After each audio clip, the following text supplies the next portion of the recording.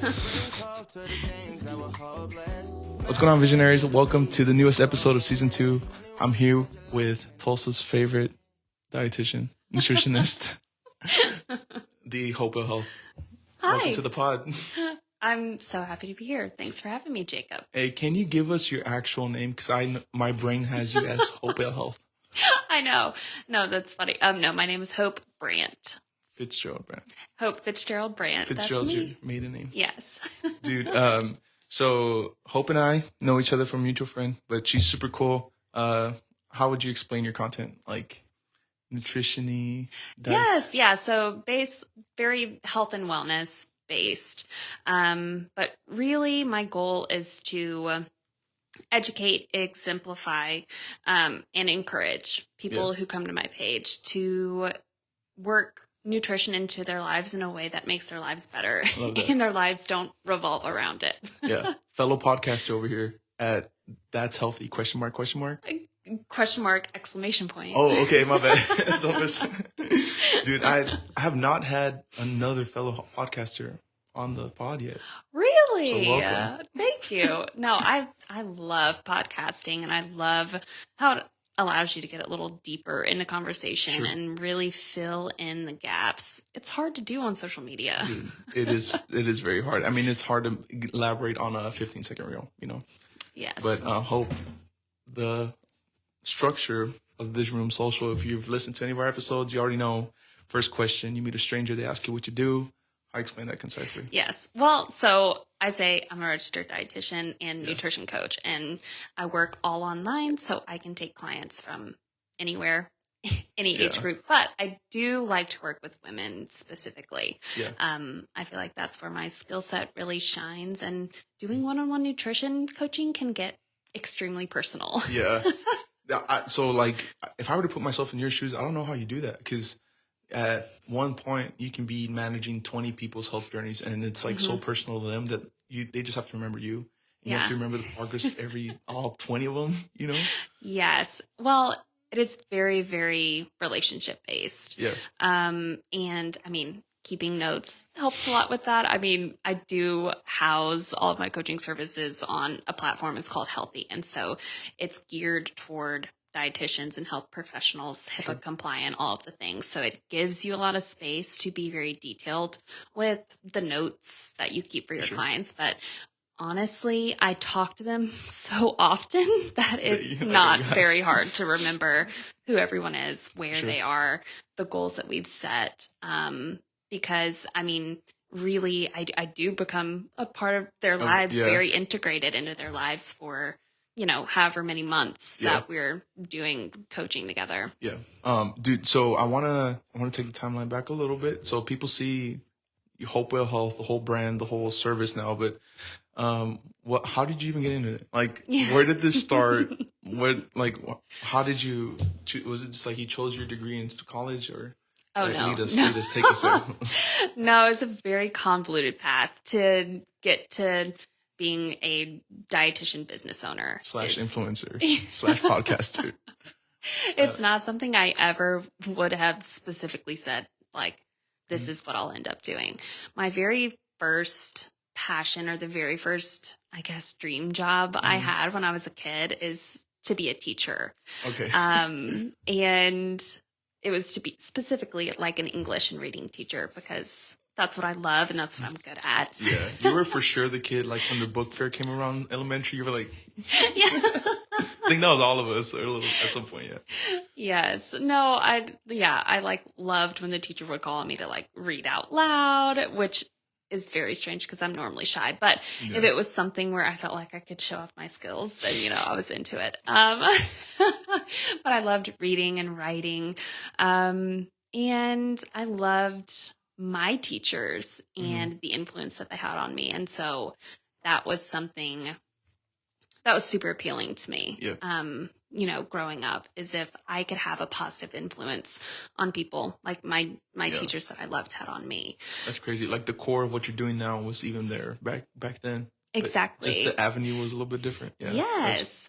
And so when I originally went to college, back in from 2010 to 2014. I know, I'm a grandma. I'm not a grandma, actually. I'm a mom. Oh, yeah, about to be. About to be. Yes. Wait, how far along are you? Like 6.5 months. Congrats. This baby's already on the Vision Room social. Okay, give it on the credits. Put it on the resume. I know. She's gotten to do all the cool things with me that I've done. She's been with me at like the coolest moments of my career so far. That's cool. Dude, your career, like, I mean, I know we're kind of talking off the path. I want to get back to how you got to dietitian, but I feel like you're going off, dude. Because you stay consistent on socials, and maybe behind the scenes we've been a little bit transparent that sometimes you'll go through lulls of like, is Instagram blocking me or what the frick is going on?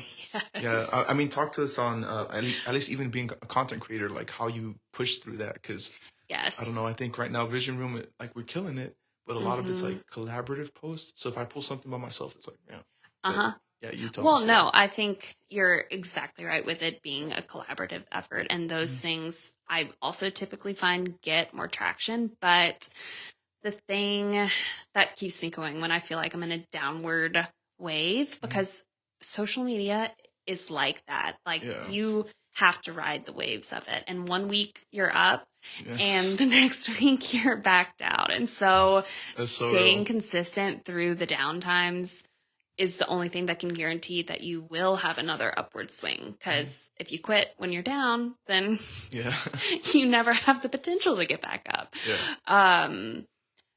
Posting content that I know is valuable to my audience, that's what keeps me going.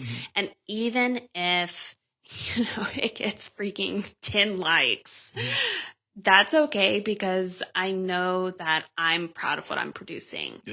And as long as it lives up to my standards of being valuable, being educational, being positive, that's all I can do. You know, I'm not in control of who sees it, how much traction it gets.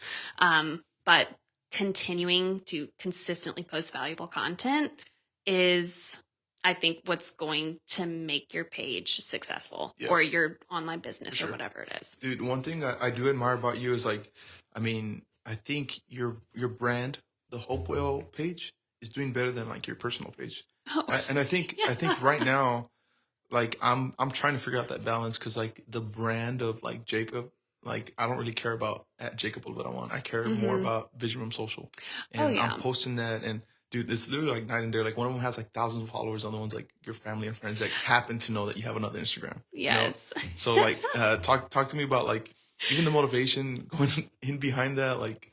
Well, in retrospect, I probably would have just like changed my handle to Hopewell Health and just started with my personal profile. But when I started my page in, I guess it was like 2018.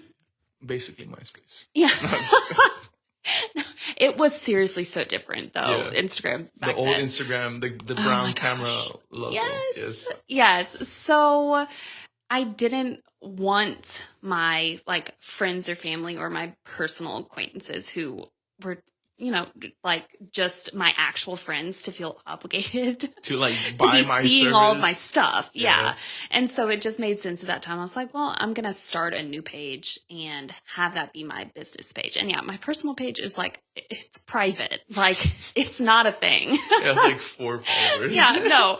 So my personal page is literally just me posting like photo dumps that my mom likes. Okay, I follow both. And if I were to summarize, see on her page, one page is like reels on like dietitian tips, and the other one is like her dog and like no makeup, hanging out with her husband, kind of just like random happenings on the weekend, Yeah. So the personal page is truly personal, not something that I'm ever trying to be public with. It's just for me and just for my actual like real life friends and acquaintances. But no, Hopewell is definitely where I focus all of my efforts on social media. You were like, you're Hopewell. Like, I don't know, you've marketed it enough to where my brain, I don't register you as Hope Brandt. Yeah. You're Hopewell to me. Yeah. Like, I made sure to put your name Hopewell. But that, I mean, I don't know if that was an intentional design on your end, or like, Well, I mean, I did want it to involve my name. Yeah. So it was hard to come up with something that I didn't feel like was super cheesy, like using the word like hopeful or something. It's like, no, it's like, oh, like someone come get that's your not mom. the vibe. Yeah. Right. Yeah. So I have a super creative, like forward thinking friend, and she's my favorite person to brainstorm with. And so when this again was probably in 2017, we were talking about what I wanted to do and like how I saw my career blooming. And so I didn't want it to be only specific to nutrition either. I wanted it to encompass like health as a whole so that I wouldn't box myself into only being able to talk about nutrition. I could expand from that point. Hope Well Health, because you work out stuff too and nutrition stuff too. So I want to drive us back a little bit. So you wanted to be a teacher, and then what did it start turning towards what you're doing now? Yeah. So I ended up originally going to college to be in journalism. Again, what? Yes, encompassing my love of writing. Then when I was a freshman, which it didn't really make a difference, like I was in the school of journalism, but I kind of shifted from print journalism to broadcast journalism, which was fantastic experience. And looking back, you can see how everything pieces together to be able to, for me to do what I do now. But when I was in college at that time, I wasn't the same person that I am now. I didn't have the confidence that I had, and I just didn't have enough life experience to be confident in who I was as a person. And so pursuing broadcast journalism, having myself be on camera and like being a focal point just was not something that I was super into at that time. I knew that I could be good at it, but I wasn't ready to have that type of exposure without it bringing up so much insecurity. Yeah, that's good. So I did graduate with a degree in mass communication broadcast journalism, but knew before I graduated that I was not going to be going into broadcast journalism. Yeah. So nutrition comes along. Yes. So I graduate. We end up moving to Oklahoma very shortly after that. And we were extremely isolated. We knew one person here, and that gave me a lot of free time. And I realized I just was feeling a little lost, and like I just truly didn't feel like I was living the purpose of my life, and I didn't know how the pieces were going to fall together for that. But quarter life crisis. Yeah, literally. Yeah. So I'm going to work. I had a marketing job at the time, which I really loved. I didn't know that, dude. That's so crazy. Absolutely not. Yes. No, I was a marketing specialist for a plant nursery. So I helped them like market and grow their plant brand. But it allowed me to be super creative and take pictures and like make content. And I loved that aspect of it. So I had a quick thought. It's so crazy to me that back then you were building skills on marketing and building brands like before even Hope was a thing. Yes. Look at the Lord. No, seriously, you look back and it's like a constellation that when you're going through it, you have no idea how the stars are going to align for you. And then if you can just keep going and give yourself enough perspective, you can look back and just see how his plans come together for you.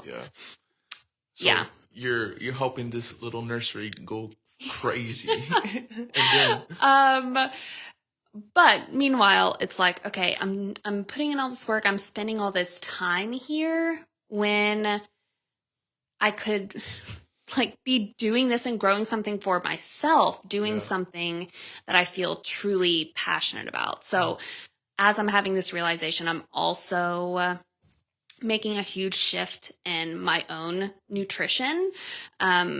Since I had so much free time on my hands, being here, not knowing anyone. Into fitness, like part of your lifestyle? Yes. So I've been working out for probably 6 years consistently at that point. I got into CrossFit when I was in college at LSU. And that was... Go Tigers. No, go Tigers, yes. And go... my CrossFit gym was called Go CrossFit. Like GAUX. Yes. That's fire. This chick, Joe Burrow fan. Joe Burrow, if you hear this pod, bro, come on, man. You gotta come hang. You have a shirt. My gosh. It was like your birthday a couple years ago, and she had freaking... my Joe Burr. You should have brought it. Shirt. I know. I don't know if it would fit with the bump now. I literally just got like an episode idea name. Hope Burr. Hope Brandt. Oh my gosh, no, that's perfect. Oh. Good Lord. Okay, I forgot what we were talking about. Okay, so you leave the plant in the dust, the nursery. Yes. Because you get this awakening of like, I can do this. Yes, I can do this. I'm finally finding my voice and harnessing my creativity and realizing that other people can see value in that. And it was incredible. So yeah, while this is happening, I am having kind of a transformative experience with my own nutrition, where I'm able to link what I'm eating to how I'm physically feeling throughout the day, and not just seeing my body change, but feeling so much better, not feeling tired all the time, not feeling lethargic or brain fog, all of those things. And it was incredible to me that just shifting your nutrition could produce all of these amazing results. And so that was the thing where I was like, okay, this is it. I could be interested in this forever. I can actually use it to help people, that like it is a tangible way to help someone make their life better. Something that like all of us can relate on, you know? How old were you when you were like figuring all that out? 26. Yeah. Dude, I am kind of a late bloomer in that sense. Like when I went back to school, I think I was 27. That's crazy. And so, I was a good bit older than everyone else and had hard work experience. Yeah. And so, I was on a mission from that point when I started my dietetics classes. I was like, okay, how quickly can I get this done? How efficient can I be? How well can I do this? And I really wanted to make a point that when I put my mind to something, like I can go out and kick it. No, so like based on the analytics of this podcast, I think a majority of our listeners are like 23 to 33. And I think even I've been not a victim, but a person that's fallen into this to where I'm 26 right now. And it's like, man, I feel like I'm late. I feel like I'm late on stuff. But I think it's your 20s is like a space to try it, to figure it out, because you had your marketing degree, right? You were marketing for the nursery. Now at 26, like more than midway half, you're barely starting school again, barely changing career into the thing that's the thing that you're still doing. I don't know how many years later. We won't say your age to the Oh, actually, I'm turning 31 in like on March 6th. Yeah, so whatever day this is. Yeah. So, wait, that's next week, girl. I know. Oh, happy birthday, Visionaries. We'll sing happy birthday to you on the pod. I think this will be out in like May. Oh, okay. Yes. Happy belated birthday. Yeah. Oh my gosh, I'll be. Baby girl might be here. For real? We'll see. That's crazy. Yeah, I'm due June 8th. Okay. Yeah. Maybe it'll be a birthday present. I'm gonna wait to post this pod until June 8th. That'd be crazy. No, you're gonna be way too busy with other stuff to care about freaking promoting a podcast. Giving birth, reposting. Listen to the Vision Room. Absolutely. Not. You're gonna put the headphones on the baby. She's gonna be. Dude, I think we're about the halfway point of the pod. I'm actually gonna bring back fan favorite Cash App challenge. Oh. Change it up. Okay. So, if you don't know what the Cash App challenge is, it is, I have a question for you, trivia question about you. If you get it right, I Cash App you $5. If you get it wrong, you Cash App me $5. Okay. I'm going to quick plug your podcast. That's healthy, question mark, exclamation point. What is the runtime of your first episode? Oh, it's like 44 minutes. Do you know the exact time? I know. Oh my gosh, down to the second? Yeah. 44, 42. No, it's 42, 60. Gotta know your pod, girl. That was super difficult, and I was very close. And I even said 42 at the end. Okay, I'll give you a chance to name yourself. At Okay. this point where we stand, can you name like your guest list and the longest like runtime of each? Like say X person Okay, was yes. So first episode was me, solo. Second episode was 42 minutes of just you? Yeah. Right. I need okay. You wow. Look, I have a lot to say, okay? And nutrition is a very nuanced topic. Okay. Second episode is Jordan Syat, and he's my longest. He was like 57-ish minutes. And then episode 3 was Evla Fitness with Peyton and Shannon. Doctors. I love it. Peyton and Shannon. Then episode 4 is your boy. I'm just kidding. I'm not on her podcast. Yeah, I was gonna say, wait. No, episode 4 is solo. Just me again. No, literally. If I was on the podcast, I'll literally tell y'all, okay, if we're going to eat fast food, this is the healthiest thing that I get. That's literally it. That's a good podcast episode. I need to get on it. Yeah. I need to get on it. But Hope. So that's a good transition point to the point I want to hit next. So we kind of hit the backstory. So now you're seeing clients, active on social media. Talk to us about the pod. That's healthy. What inspired it? What's the goal? What kind of following do you have? Like, because you've been bringing in guests, but like, I know like Vision Room. I was joking with you earlier that Nate was clowning me because when I started the pod, like I was like, I'm going to interview creators from all these different shirts. He's like, bro, you're literally just interviewing people that are involved in your hobbies. Fashion, church, music, and fitness. That's basically what it's been. So Hope fits in like that brand of like fitness. Wellness, yeah. Fitness, wellness.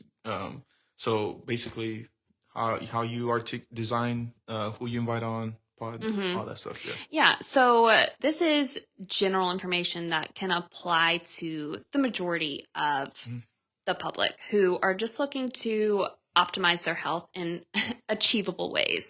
So one of the taglines of the podcast is we're, busting myths, talking trends, and embracing achievable wellness because that was the bar.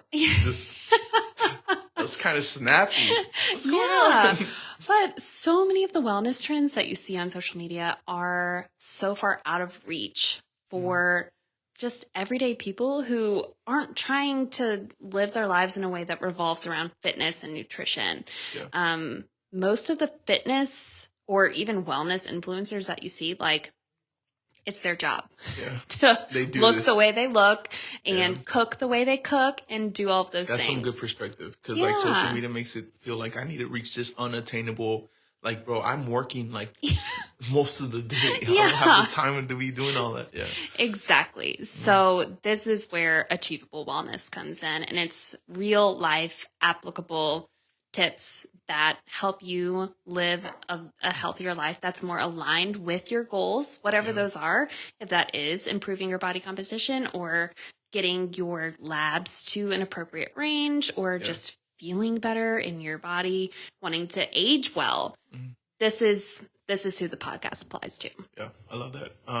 So now that you got baby girl on the way, I'm 1,000% sure that you and David have already talked about like how that looks like for your content. Because I feel like now that you have the skill set and the knowledge that you do, I can foresee you maybe doing stuff for moms. Right? Oh, yeah. Well, I mean, I think that's a natural progression of a lot of my content because, and especially like on stories, which is where I spend a lot of my time on Instagram, that's always been more very real life. Like that's where I show up like in my bathrobe, rolled out of bed. Like I make a point to, and I feel like authentic is like such a buzzword now that it's like meaningless almost, but to be very real in the way that I represent or in the way that I exemplify living into my values in health and fitness. And part of that is like embracing the season of life that you're in and doing the best you can with where you are. Sure. So I think showing a lot of behind the scenes of what life looks like for a new mom is it makes sense for my content to go in Yeah. that direction. I'm definitely interested to see how because you may have to take like a small time off, like from your clients and stuff, but like balancing now the baby and the pod, Yeah. and because the podcaster to podcaster, I feel like this is my baby, and I Yes. barely even have time for this. So like, I mean, Yeah. I think God's graced you and David to do what you got to do. No, I'm extremely blessed that, and I couldn't be doing this without David's support and the vision that we were able to share for what we wanted our lives to look like, from 5 years from the point when I went back to start school. It's like, okay, if we're going to do this and make this commitment, like he had just bought like a new swagged out Jeep, like his first new car ever. He was so excited about it, and he immediately like sold that car and bought like this old Civic that we still drive, so that we could free up that income to send me back to school. So it was a complete shared effort on all fronts. But no, I'm blessed that I am going to at least be there, like be able to be there with my daughter. And I don't know what the work-life balance is going to look like. I think you'll figure it out. Yeah. It'll be a work in progress for sure. Yeah. So would you quantify what you're doing right now, like full-time content creation / dietitian coach? Yes. Yeah. Would you, if you had to, like, if you could do it all again, talk to 18-year-old Hope or someone that's like younger 20s that's like wanting to do what you do, what advice would you give? So pertaining to me specifically, if I could go back, I would say don't be afraid to fail and don't be afraid to try hard things and challenge yourself. That was always the major thing that was holding me back. And that's why I wanted to go into like English, writing, journalism. It's because those things came naturally to me. I didn't have to try to be good at it. You could have just pulled up and just do it. Yeah, exactly. And so, I mean, going back to school to be a dietitian, like I even avoided taking college algebra the first time that I went to college. And so that was the very first class I had to take. As a 27-year-old who's been out of school for like 6 years, and like it was hard. Yeah. I failed my first test and I remember sobbing in the shower. Like, how am I going to do this? And I ended up making an A in that class. Yeah. And like, that was looking back on it, I had to have that transformative experience, not just the algebra class, but like all of my journey of going through the dietetics degree to really know that I can do hard things. And it's not just a belief, like I proved it to myself. Still doing it. And you're about to do it. Owning your own business is extremely difficult. Like you love what you do, right? But it's a lot. Like you've seen, like even Nate and I setting up in here, like it's a lot. Yes. It's a lot. And truly for me, what I find to be the most challenging component isn't the like actual work. It's what we're kind of talking about where like social media comes in waves, business comes in waves too. And you will hit droughts. You will hit periods of time where it literally feels like I'm screaming off the edge of the Grand Canyon and no one is there. No one cares. No one's listening. And so how do you keep going when you hit those points and it just feels like you're in a void and no one cares about what you're doing? It's hard. Me, where I'm at is like I'm mentally decided I'm going to show up. So like regardless of what the ebbs and flows of how it goes, I'm showing up. Yes. So, I mean, I think that you've been on the same boat. Like you have reels that have thousands of views and some that have a couple hundred. And it's like something that like we can't quantify really, because I've seen the product of your reels. Like it could be the same freaking reel. If you post it at 6 a.m., 20,000 views. 2 p.m., 7 views. What the frick is going on? Oh, I know. Day of the week too. Like never on Fridays. Never. dude. So, kind of rounding off the pod. Uh-huh. Talk to me about now, like you with your clients and stuff. Is that your main source of income? Yes. Do you have capacity for more people? Mm-hmm. Like, what does that look like? Yeah. So it's really cyclical. So people are cycling on and off all the time. Yeah, because it's not like maybe you do like a 3-month intensive and then that, because that's what I imagine. But, yeah. So I actually just started a new service. I have my like beta group going right now where I'm calling it a macronutrient assessment protocol, where it's like a 2-week intensive for people who are like pretty experienced with nutrition, have the basics, and they just want like those fine tune. Yes. To, to make sure that they're, eating enough protein for their body composition goals, or, getting the right mix of macronutrients on their plate to sustain energy throughout the day. Whatever goals like that you have that are more like upper level. Yeah. The baseline, and this is like where my bread and butter coaching practices is where I focus with my one-on-one clients. These are people who are coming in who want sustainable habit change, who have been on and off diet cycles forever, or who have a poor relationship with their nutrition, who are always restricting, and are looking for a true habit, lifestyle, and mindset change around their nutrition. And that's what I love to do. Yeah, I would imagine it's super fulfilling because like the information that you're giving is changing people's lives. Like, eating is something we can all relate on, right? Something that I don't get right all the time. But, given your expertise, like their life can change going through what you do, Well, and even this is like in my Instagram bio right now. It says nutrition is a science, but eating is a behavior. Mm-hmm.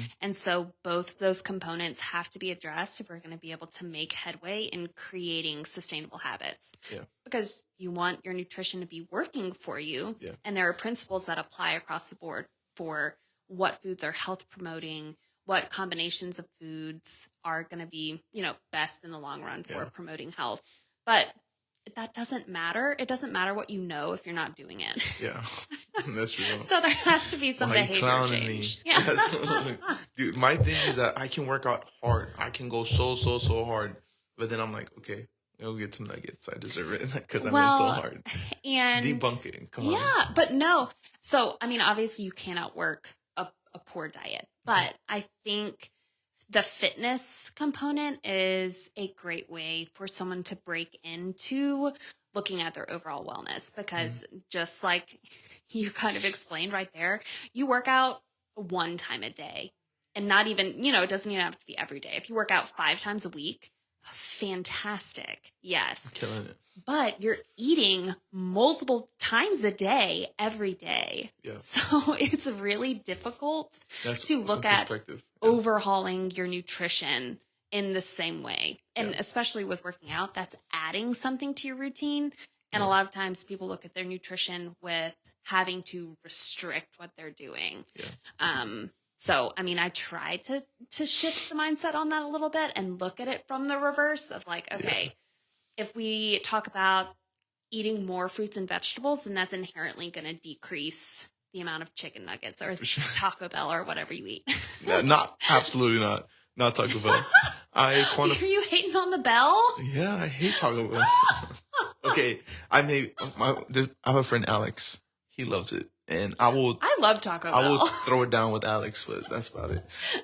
Dude, I think the way I would quantify my body type is he works out, but he will not say no to tacos with the homies. That's exactly where I'm at right now. Okay, but also that should be that's a sustainable nutritional approach. You shouldn't have to cut out tacos and I'm doing good, guys. Yeah. They got the Hope stamp of approval. We can all fix stuff, Yeah. But it's what you do most of the time that drives the results that you're going to see. Okay. Torchies after this. Yeah. Just kidding. Thanks for coming on the pod.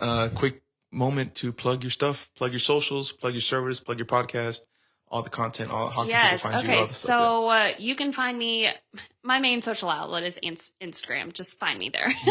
Hopewell_health. Yeah.